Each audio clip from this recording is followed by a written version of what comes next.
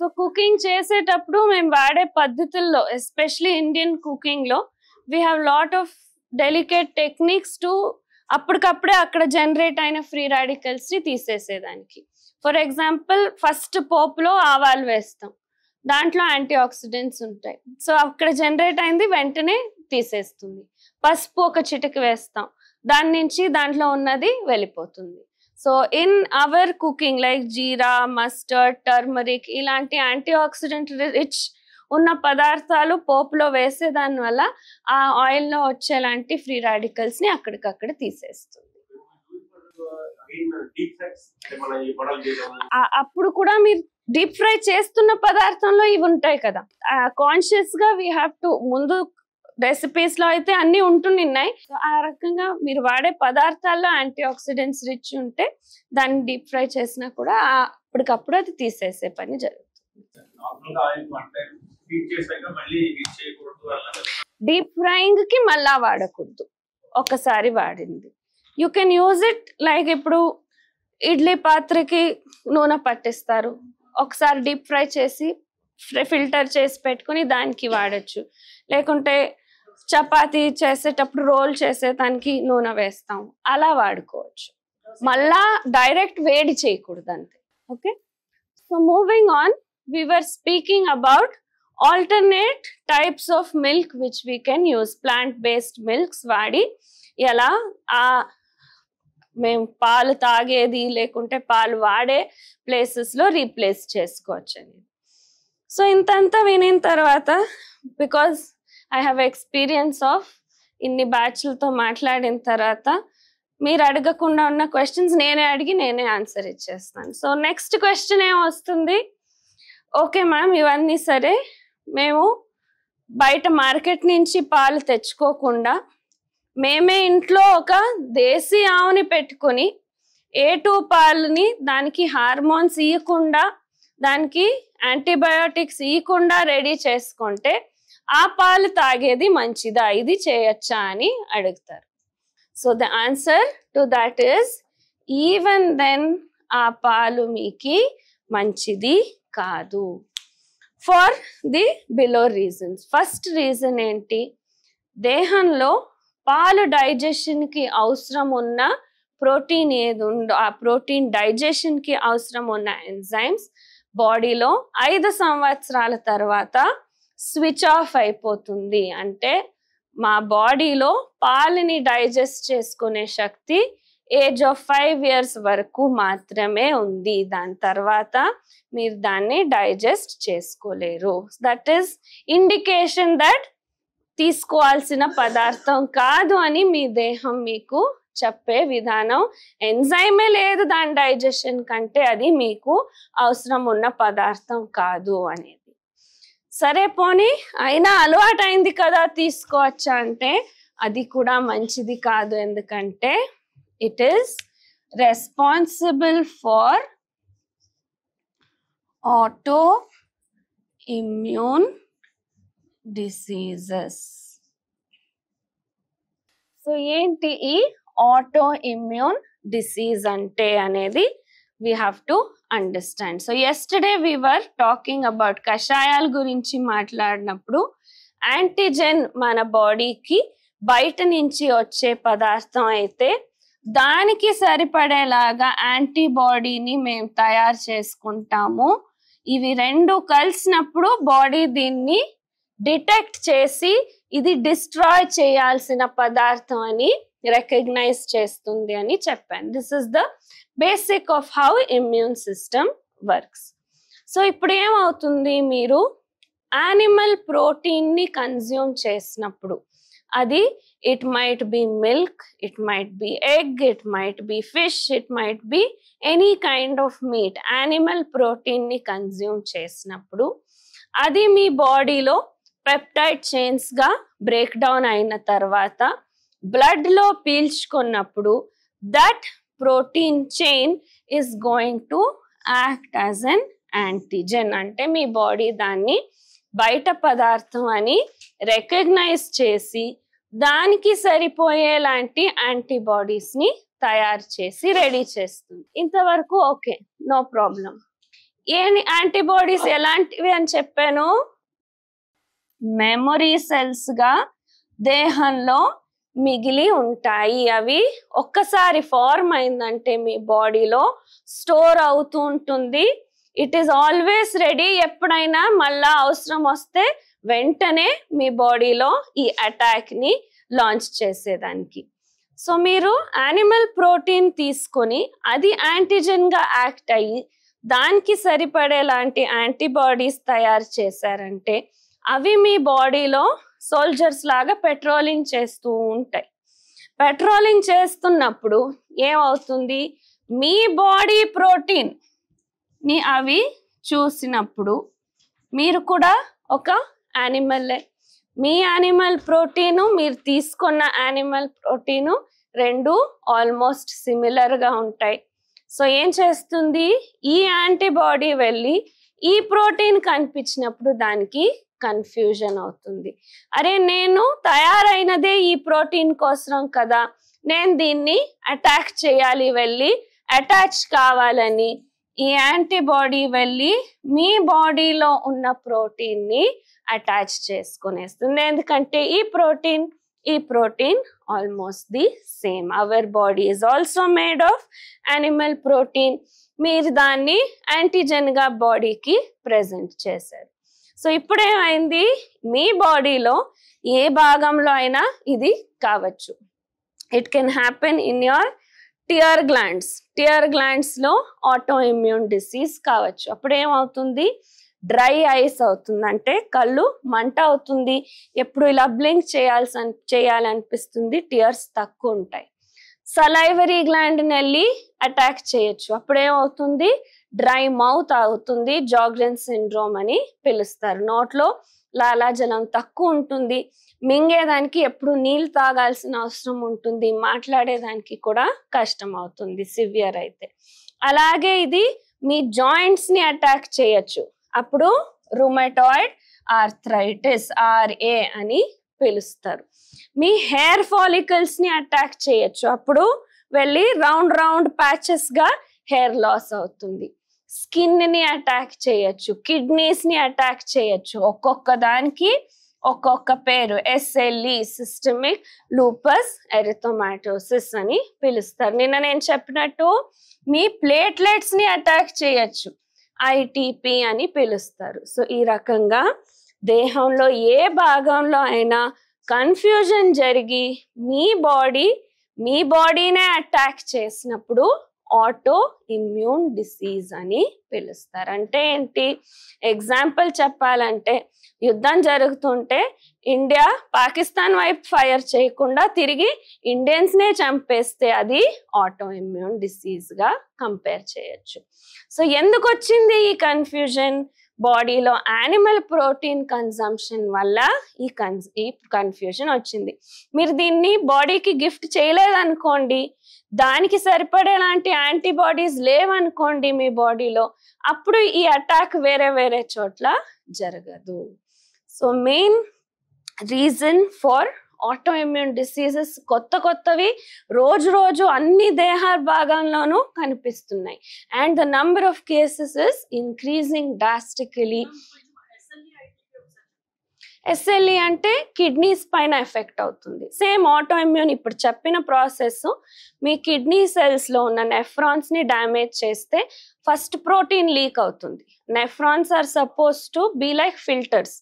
దేహంలో ఉన్న ప్రోటీన్ ని లోపల పెట్టుకొని యూరిన్ ని బయటికి పంపించాలి. బట్ అక్కడ డ్యామేజ్ అయిన కారణం ప్రోటీన్ కూడా లీక్ అయిపోతుంటుంది కిడ్నీస్ నుంచి.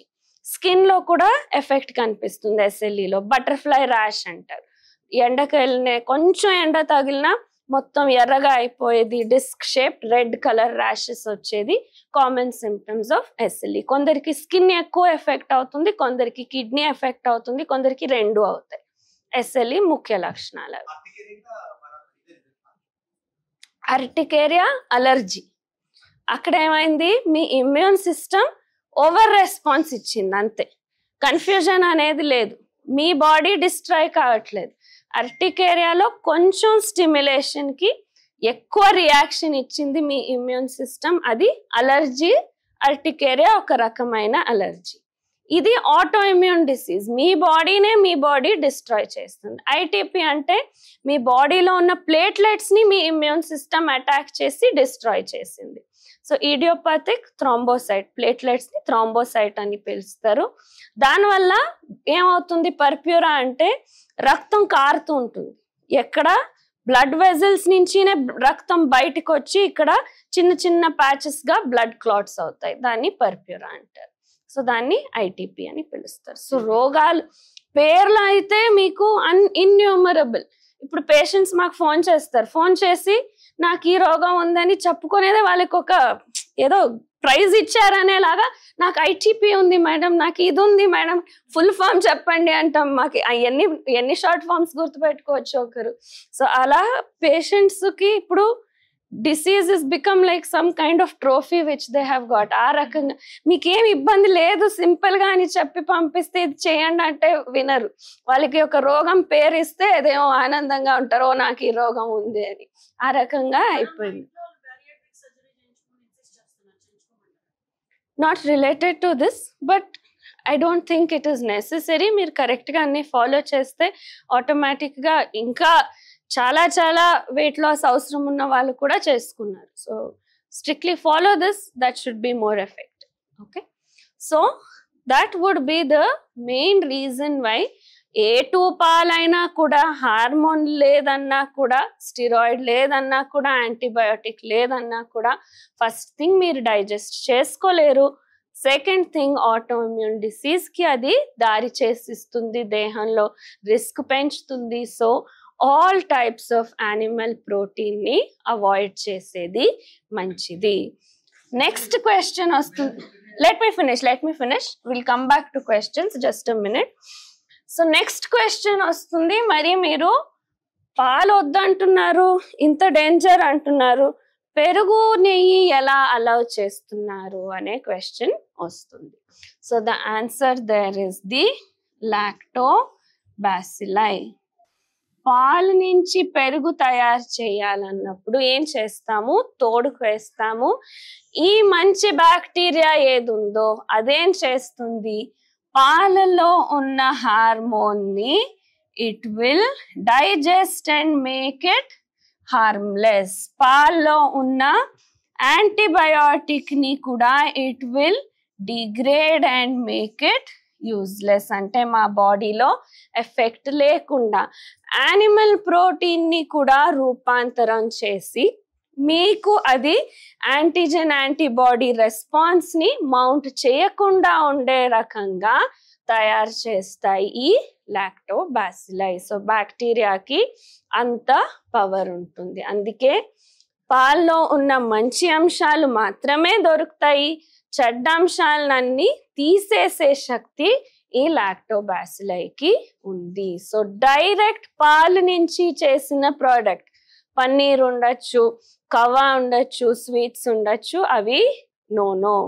పెరుగు నుంచి చేసిన పదార్థాలు, పెరుగు చేసిన తర్వాత మీగడ తీసి దాంతో వెన్న చేసి నెయ్యి చేస్తే అది వాడేదానికి పర్వాలేదు, మంచిదే. కానీ డైరెక్ట్ పాల నుంచి, ఇప్పుడు నెయ్యి కూడా 2 రకాలుగా చేస్తున్నారు. పాలు కొవ్వు తీసేసే దాని నుంచి నెయ్యి చేస్తే అది మంచిది కాదు. పెరుగు నుంచి పైన లేయర్ కొవ్వు తీసేసి దాన్ని వెన్న చేసి నెయ్యి చేస్తే వాడుకోవచ్చు. So anything made after fermentation of milk. ఇప్పుడు మేము చనిపోతే ఏమవుతుంది, if we are buried in the soil, bacterial action వల్ల అన్ని డీజెనరేట్ అయ్యి we return to the natural elements. అలాగే పాల్లో ఉన్న చెడ్డ అంశాలన్నీ డీజెనరేట్ చేసి డైజెస్ట్ చేసి మంచి అంశాలు మాత్రం దొరికేలాగా ఈ లాక్టోబాసిల్లై చేస్తున్నాయి.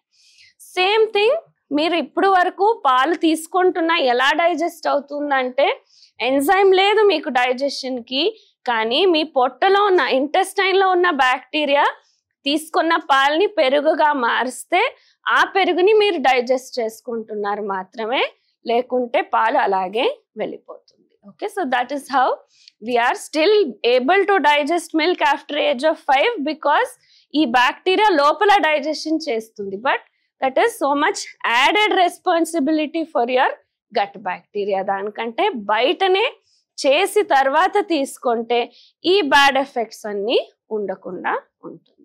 Okay, so that is how పెరుగు, మజ్జిగ, నెయ్యి ఇస్ ఓకే, నాట్ పాలు in its direct form. Clear?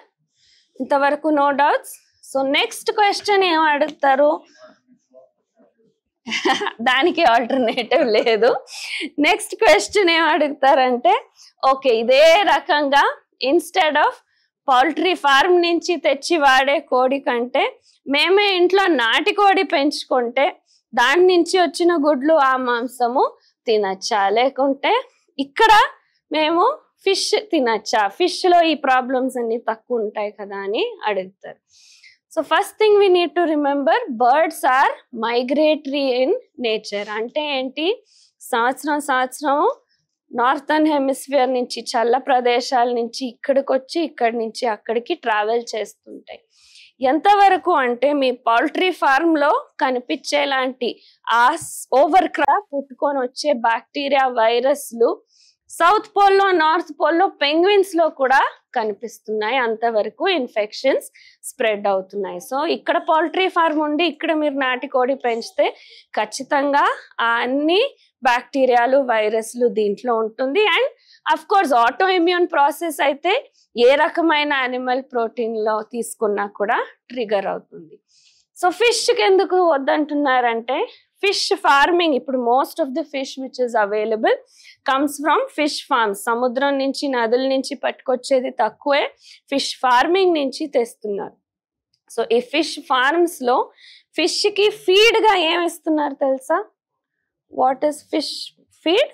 Nothing but poultry waste. అంటే చికెన్ పెట్టే పిక్కలన్నీ తీసుకొని కలెక్ట్ చేసి దాన్ని కూడా వేస్ట్ చేయకూడదని దాన్ని మిక్స్ చేసి దానికి ఫిష్ ఫార్మ్స్ లో దానికి ఫుడ్ గా పెడుతున్నారు. సో కోడి తిన్న ఇంజెక్షన్ లో వేసిన యాంటీబయాటిక్, హార్మోను అన్నీ కూడా ఆ ఫిష్ లోపలికి ఖచ్చితంగా వెళుతుంది. అండ్ జస్ట్ లాజిక్ వాడితే మీరు ఫస్ట్ అర్జునుడికి ఏం చెప్పారంట, నువ్వు బెస్ట్ ఆర్చర్ అని ప్రూవ్ చేసుకోవాలంటే ఆ స్విమ్మింగ్ ఫిష్ కంటికి హిట్ చేస్తే ఆరోని నువ్వు బెస్ట్ ఆర్చర్ అని బిరుదిస్తామని చెప్పారంట. అంటే ఏం అర్థం, fish would be so agile, so fast and so moving fast that దాన్ని కొట్టేది అంత కష్టం అనేది. ఇప్పుడు అర్జునుడు అవసరం లేదు, ఆరో అవసరం లేదు, ఏం అవసరం లేదు. ఒక fish farm just go and visit once. Fishing rod కూడా అవసరం లేదు. ఆ ఫిష్ పట్టుకునేదానికి మీరు వెళ్ళి ఇట్టు చేత్తో ఎత్తుకొని రావచ్చు. అంత లేజీగా, అంత స్లో అండ్ స్లగ్గిష్ గా ఊరికే ఇలా తేలుతుంటాయి. అంతవరకు దాంట్లో ఆ స్టిరాయిడ్ కంటెంట్ వేసేసి లేజీగా తయారు చేస్తున్నాం. Will quickly head over. Cooking class అయిన తర్వాత లంచ్ ఉంటుంది. సో ఆకలి అయితే you'll have to wait for 45 minutes to 1 hour.